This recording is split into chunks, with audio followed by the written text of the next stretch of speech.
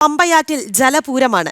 ഐതിഹ്യവും ആചാരവും ആഘോഷവും ഒത്തുചേരുന്ന ജലഘോഷയാത്രയും ആറന്മുള ഉത്രട്ടാതി വള്ളംകളിയുമാണ് ഇന്ന്. ആവേശക്കാഴ്ചകളും വിശേഷങ്ങളുമായി പമ്പയാറ്റിൻ തീരത്ത് ഗൗതമും വിനോദും തയ്യാറാണ്. ഒപ്പം നമ്മുടെ റിപ്പോർട്ടേഴ്സ് അരുൺ കൊടുങ്ങൂർ, ഗോകുൽ രമേശ്, സുധീഷ് ഗോപാൽ, മിഥുൻ മുരളി എന്നിവരും ഉണ്ട്. ആറന്മുളയിലേക്ക് രാഖി, ഇന്നത്തെ ദിവസം നമ്മൾ ഏറ്റവും പ്രാധാന്യത്തോടെ നൽകുന്നത് ആറന്മുളയുടെ വിശേഷങ്ങൾ തന്നെയാണ്. കാരണം ലോകത്തിലെ തന്നെ ഏറ്റവും വലിയ ജലമേളയാണ് ഈ പമ്പാ തീരത്ത് നടക്കുന്നത്. മറ്റ് നിരവധി ജലമേളകൾ കേരളത്തിന്റെ വിവിധ ഭാഗങ്ങളിൽ നടക്കുന്നു. മറ്റ് ജലകായിക ഇനങ്ങൾ ലോകത്തിന്റെ നാനാഭാഗങ്ങളിലുണ്ടെങ്കിലും ഇത്രയധികം ജനങ്ങൾ പങ്കെടുക്കുന്നതും ഇത്രയധികം പള്ളിയോടങ്ങൾ അല്ലെങ്കിൽ വള്ളങ്ങൾ പങ്കെടുക്കുന്നതുമായ മറ്റൊരു ജലമേള നമുക്ക് ലോകത്ത് മറ്റെങ്ങും ചൂണ്ടിക്കാണിക്കാൻ കഴിയില്ല എന്ന് തന്നെയാണ് ആറന്മുള എന്ന ഐതിഹ്യവും ആവേശവും ഒരുപോലെ വരുന്ന ഒരു ജലമേളയുടെ ഏറ്റവും വലിയ പ്രത്യേകത. ഇപ്പോൾ പള്ളിയോട സേവാ സംഘത്തിന്റെ രണ്ട് പ്രതിനിധികൾ നമുക്കൊപ്പം ഈ പമ്പാ തീരത്ത് ചേരുകയാണ്. മനീഷയുടെ കൃഷ്ണകുമാരുടെ രണ്ടുപേർക്കും സ്വാഗതം. നേരത്തെ സൂചിപ്പിച്ചതുപോലെ ഇത് ലോകത്ത് വേറെങ്ങും കാണാൻ കഴിയാത്ത ഒന്നാണ്. മാത്രമല്ല ഒരുപാട് ജലമേളകൾ ഉണ്ടെങ്കിലും ഇത്രത്തോളം വിപുലമായ ഒന്ന് നമുക്ക് കാണാൻ കഴിയത്തില്ല. അപ്പം ഈ തവണ കഴിഞ്ഞ തവണ 2 തവണയായിട്ട് ഈ തുഴച്ചിലിന്റെ ശൈലിയും അതോടൊപ്പം തന്നെ ഈ വേഗത്തിൽ തുഴഞ്ഞെത്തുന്ന പള്ളിയോടങ്ങളെ ഫൈനലിലേക്ക് എത്തുന്ന രീതിയിലേക്ക് കാര്യങ്ങൾ മാറിയിട്ടുണ്ടല്ലോ. എല്ലാ ജനം ടി വിയിലെ എല്ലാ പ്രേക്ഷകർക്കും ആദ്യമായ ആശംസകൾ. നമ്മളെ സംബന്ധിച്ചിട്ട് ആറന്മുള പള്ളിയോടം എന്ന് പറഞ്ഞത് ആവേശത്തിൻ്റെ മാത്രം ഒന്നല്ല. താങ്കൾ പറഞ്ഞ പോലെ ആചാര അനുഷ്ഠാനം കൂടെ ചേർക്കുക. അനുഷ്ഠാനങ്ങളുമായി ബന്ധപ്പെട്ടാണ്. ഇതൊരു ക്ഷേത്രവുമായി ബന്ധപ്പെട്ടും ക്ഷേത്ര ഭഗവത് സങ്കല്പത്തിലുള്ള പള്ളിയോടമാണ്.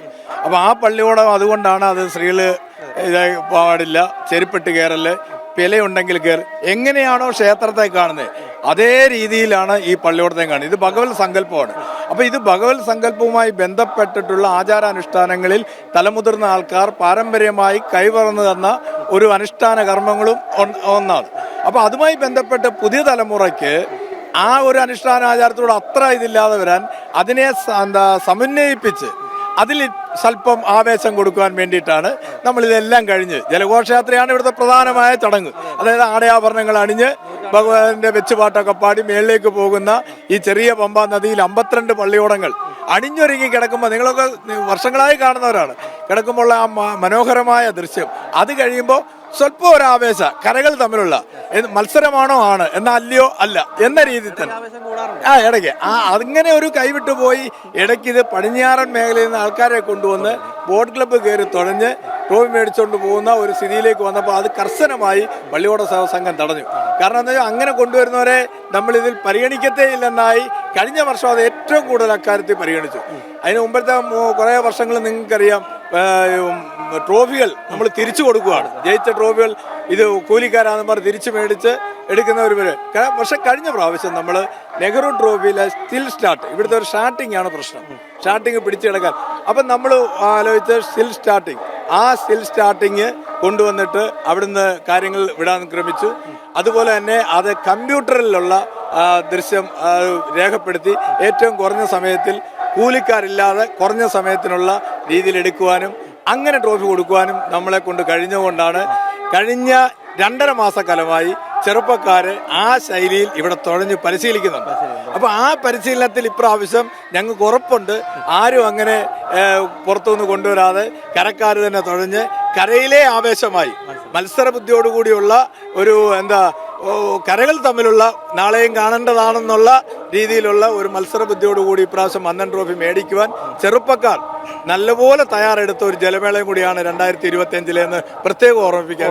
ചേട്ടാ, ഒപ്പം ഇത് ലോകത്തിലെ തന്നെ ഏറ്റവും വലിയ ജലമേളയാണെന്നിരിക്കെ പക്ഷെ ഇതിന് കേരളത്തിലെ സർക്കാരിന്റെ ഒക്കെ ഭാഗത്തു നിന്ന് ആ പ്രാധാന്യം ഇതിന് കിട്ടുന്നുണ്ടോ? കാരണം ഈ പള്ളിയോടങ്ങൾക്കൊക്കെ ഒരു നെഹ്റു ട്രോഫിയിലൊക്കെ പോകുന്ന ചുണ്ടൻ വള്ളങ്ങൾക്ക് കിട്ടുന്ന പരിഗണന എന്തായാലും പള്ളിയോടങ്ങൾക്കില്ല എന്നതൊരു വസ്തുതയല്ല. അതൊരു വസ്തുതയാണ്. അതൊരു വസ്തുത മാത്രമല്ല, അത് സത്യമാണ്. കാരണം സംസ്ഥാന സർക്കാരുകൾ മാറി വന്ന സംസ്ഥാന സർക്കാരിൽ ഇതിനെ വേണ്ടത്ര പരിപോഷിപ്പിക്കുന്നുണ്ടാവും. ഇപ്പം തന്നെ നിങ്ങൾക്കറിയാം ഇവിടെ ഒരു പെർമനന്റ് ഗാലറി വേണമെന്ന് ഞങ്ങൾ പറയാൻ തുടങ്ങിയിട്ട് പതിറ്റാണ്ടുകളിലെ പഴക്കമുണ്ട്. ഇപ്പൊ നിങ്ങൾ അതെ, ഇവിടെ ഒരു ഇത് വേണമെന്നും പെർമനന്റ് ആയിട്ട് എല്ലാ വർഷവും നടക്കുന്നതാണ്. ഇത് നമ്മുടെ എത്രയോ പതിറ്റാണ്ടുകൾ ഇനിയും മുന്നോട്ട് പോകാനുള്ളതാണ്. അപ്പൊ ഇവിടെ ഒരു പെർമനന്റ് ആയിട്ടുള്ള ഇതൊരു ഗവൺമെന്റ് റെസ്റ്റ് ഹൗസ് കൂടെയാണ്. അപ്പൊ അതുമായി ബന്ധപ്പെട്ട് ഗവൺമെന്റിന് ഇവിടെ ഒരു അടിസ്ഥാന സൗകര്യ വികസനം നടപ്പിലാക്കാൻ കഴിയേണ്ടതാണ്. അത് കഴിയുന്നില്ല എന്നുള്ളതാണ് ഞങ്ങളുടെ പരാതി. എത്രയോ വർഷക്കാലമായി പറയുന്നതാണ്. ഇപ്രാവശ്യം എന്തോ തുക അനുവദിച്ചിട്ടുണ്ടെന്ന് പക്ഷേ നടപ്പിലായാലേ നടപ്പിലാകും എന്ന് നമുക്ക് പറയാൻ പറ്റൂ. അത് മാത്രമല്ല ഇവിടുത്തെ ഏറ്റവും വലിയ പ്രത്യേകത ഇവിടെ മണൽ വരാത്തത് കൊണ്ടും അല്ലെ ആഴം കുറവായതുകൊണ്ടും ഓരോ വർഷത്തെ ജലാശയത്തിലൂടെ വെള്ളം കടന്നു പോകുന്ന വരുമ്പോൾ അഴുക്കുകൾ വന്ന് അടിയുന്നുണ്ട്, കുറ്റികളാകുന്നുണ്ട്. ഇത് നീക്കം ചെയ്യാൻ പറ്റില്ല. അപ്പം നമ്മൾ ഇവിടെ ഒരു പെർമനന്റ് ആയിട്ടുള്ള ഒരു വാട്ടർ സ്റ്റേഡിയം നമ്മുടെ മുന്നോട്ട് വെച്ചിട്ടുള്ള കാര്യമാണ്. അത് നടപ്പിലാകുന്നില്ല. അതുപോലെ തന്നെ വെള്ളം തടഞ്ഞു നിർത്താനുള്ള ഒരു പ്രത്യേക ഷെൽട്ടർ ഇതിന്റെ താഴെ ആ പാലത്തിനോട് ചേർന്ന് വെക്കണമെന്നുണ്ട്, അതും നടന്നിട്ടില്ല. അപ്പം നമ്മളെ സംബന്ധിച്ച് വെള്ളത്തിന്റെ ആശങ്കയുണ്ട്, വെള്ളം കൂടിപ്പോകുന്ന ആശങ്കയുണ്ട്, നമുക്ക് ഇരിപ്പിടത്തിന്റെ ആശങ്കയുണ്ട്, കര ഇടിഞ്ഞു പോകുന്ന ആശങ്കയുണ്ട്. ഇതെല്ലാം നിൽക്കുമ്പോഴാണ് നമ്മൾ ഈ ആചാരം അനുഷ്ഠാനമായ ഈ താങ്കൾ പറഞ്ഞ പോലെ ഈ രാജ്യത്തെ അല്ലെ ഏറ്റവും വലിയ ഒരു ജലമാമാങ്കത്തിന് നമ്മളിവിടെ വേദിയാകുന്നെന്നുള്ളതാണ്.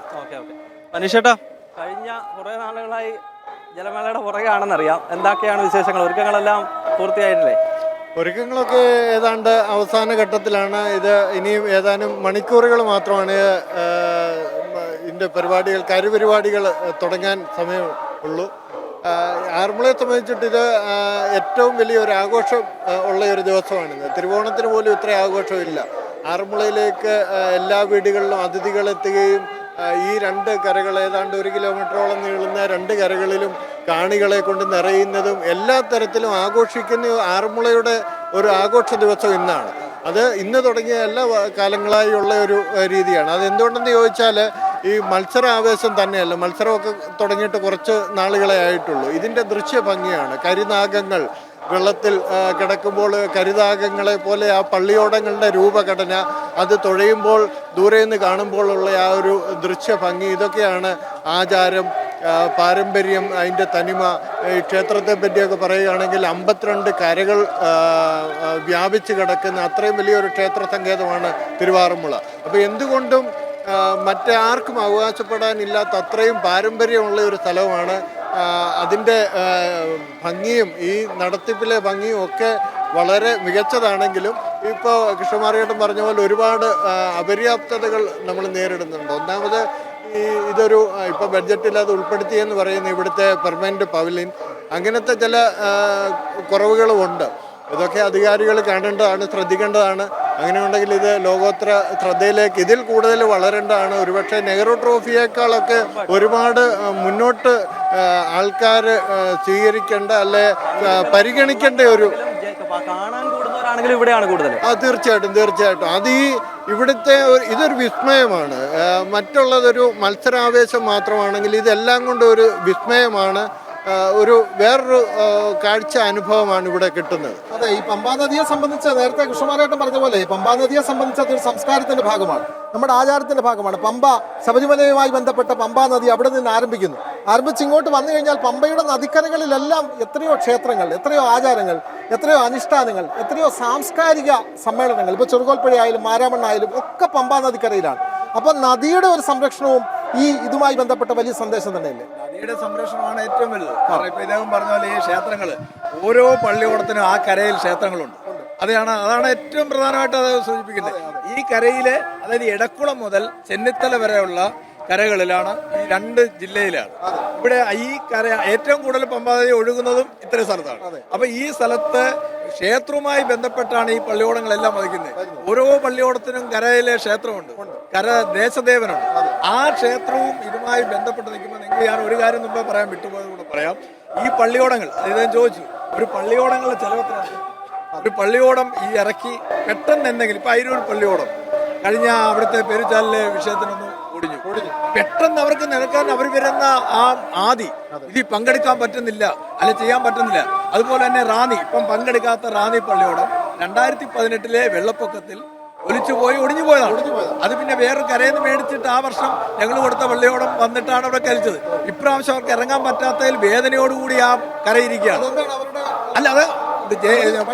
അല്ല കാലപ്പഴക്കം കൊണ്ട് ഇറങ്ങാൻ പറ്റില്ല. അപ്പൊ അത് പണിയണമെങ്കിൽ 60 ലക്ഷം രൂപയോളം ആവും. ഈ ഒരു 60 ലക്ഷം രൂപ ഒരു കര, ഒരു ചെറിയ ഏതാണ്ട് ഒരു 100-150-200 വീട്ടുകാർ മാത്രം അത് കണ്ടെത്തി പണിയാന്നില്ല. അവിടെയാണ് ഇദ്ദേഹം മുമ്പ് ചോദിച്ച പോലെ ഇതിനെ ഈ സാംസ്കാരിക തനിമ, ഇതൊരു സാംസ്കാരിക തനിമയാണ്. ഇതിനെ നിലനിർത്തുവാനും ഇതിനെ മുന്നോട്ട് കൊണ്ടുപോകാനും അത് പരിപോഷിപ്പിക്കാനും സർക്കാരുകൾക്ക് കഴിയുന്നില്ല, അതിനുള്ള ഫണ്ടുകൾ കഴിയുന്നില്ല.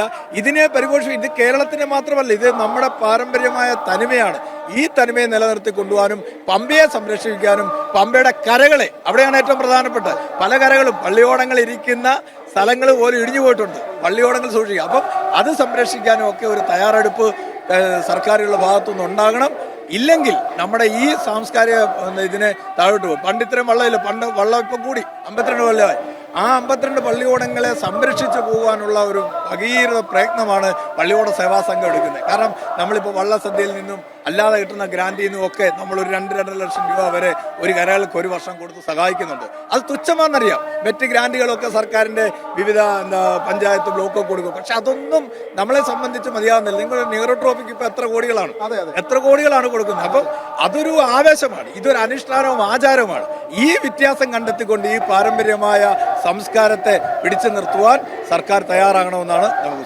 എന്തായാലും രണ്ടുപേർക്കും ഇത് വളരെ തിരക്കുണ്ട്. ഇത്രയും വലിയ ഒരു ജലമേളം നിയന്ത്രിക്കുന്നവരാണ്. മാത്രമല്ല രണ്ടുപേർക്ക് സ്വന്തം കരയിൽ നിന്നുള്ള പള്ളിയോടങ്ങളുണ്ട്. അപ്പോൾ വളരെ ഈ ഇത്രയും തിരക്കുള്ള സമയത്ത് ഞങ്ങൾക്കൊപ്പം ഈ പമ്പാ തീരത്ത് ഇത്രയും സമയം ചെലവഴിച്ചതിന് രണ്ടുപേർക്കും വളരെ വളരെ നന്ദി.